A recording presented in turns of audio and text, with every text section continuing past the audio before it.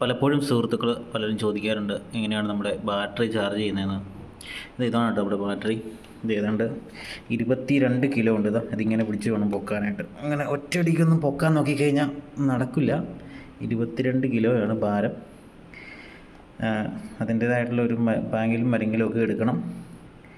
അതിൻ്റെ സ്പെസിഫിക്കേഷൻസൊക്കെ പറഞ്ഞിട്ടുണ്ട്. ഈ ബാറ്ററിയുടെ ഇത് ഈ പോർട്ടിലാണ് നമ്മൾ ചാർജറിൻ്റെ കേബിൾ കുത്തുന്നത്. ഇതാണ് നമ്മുടെ ചാർജർ. ഈ ഭാഗമാണ് നമ്മളിവിടെ കുത്തുന്നത്. ഇത് നമുക്ക് ഇവിടുന്ന് ഊരിയെടുക്കാൻ പറ്റാത്ത ഒരു പോർഷനാണ്. നമ്മുടെ സോക്കറ്റ് എന്ന് പറഞ്ഞു കഴിഞ്ഞാൽ ഇത് 16 ആമ്പിൻ്റെ പ്ലഗ്ഗാണ്. കണ്ടില്ലേ, വലിയ പ്ലഗ്ഗാണ്.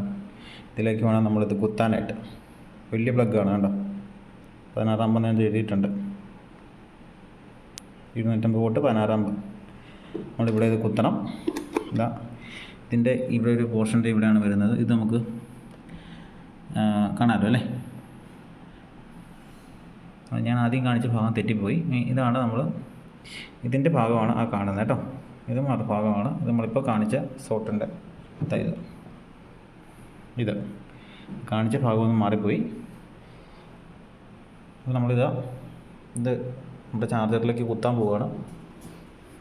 വെറുതെ ഇങ്ങനെ കുത്തിയാൽ മതി. ഇത് തിരിച്ച് കയറില്ല, ഈ ഒരു ഭാഗത്തോടെ തന്നെ കയറത്തുള്ളൂ. നമ്മൾ കുത്തി. ഇനി വേണം നമുക്ക് ലോക്കിട്ട് വയ്ക്കാം. ലോക്കിടേണ്ട ആവശ്യമില്ല. ശേഷം നമ്മളിത് സ്വിച്ച് ഓൺ ആക്കുകയാണ്. ഇതെല്ലാം ഒറ്റ ഷോട്ടിൽ തന്നെ എടുത്തിരിക്കുന്നതാണ് കേട്ടോ, കട്ട് ചെയ്തിട്ട് എടുത്തിരിക്കുന്നതല്ല. നമ്മൾ പച്ച ലൈറ്റ് കളിയുന്നതാണ് കേട്ടോ. ഇത് എല്ലാ ലൈറ്റും പച്ചയാകുകയാണെങ്കിൽ ഫുൾ ചാർജായി എന്നാണ് എൻ്റെ അർത്ഥം. ഇങ്ങനെ മിന്നിക്കൊണ്ടിരിക്കുകയാണെങ്കിൽ ചാർജ് ആകാൻ ശ്രമിക്കുന്നു എന്നാണ്. സൗണ്ട് കേൾക്കാമല്ലോ അല്ലേ. ചാർജ് ആയിക്കൊണ്ടിരിക്കുകയാണ്.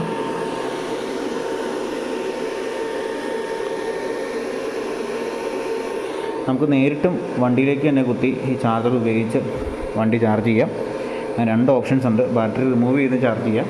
റിമൂവ് ചെയ്ത് ചാർജ് ചെയ്യണമെങ്കിൽ ശരിക്കും 2 പേര് വേണം. നല്ലൊരു പണിയാണ്.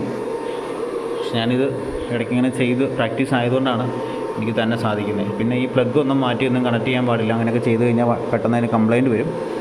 കൃത്യമായിട്ടുള്ള അവർ പറയുന്ന സ്പെസിഫിക്കേഷൻസ് വെച്ച് തന്നെ നമ്മൾ ചെയ്യണം. അപ്പോൾ ഓക്കെ.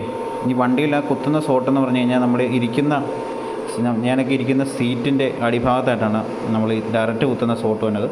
അവിടേക്ക് നമ്മൾ ചാർജർ ഡയറക്റ്റ് കുത്താം. അത് കുത്തിയിട്ട് നമുക്ക് ബാറ്ററി ചാർജ് ചെയ്യാം. അപ്പം ബാറ്ററി നമുക്ക് റിമൂവ് ചെയ്യേണ്ട ആവശ്യമില്ല.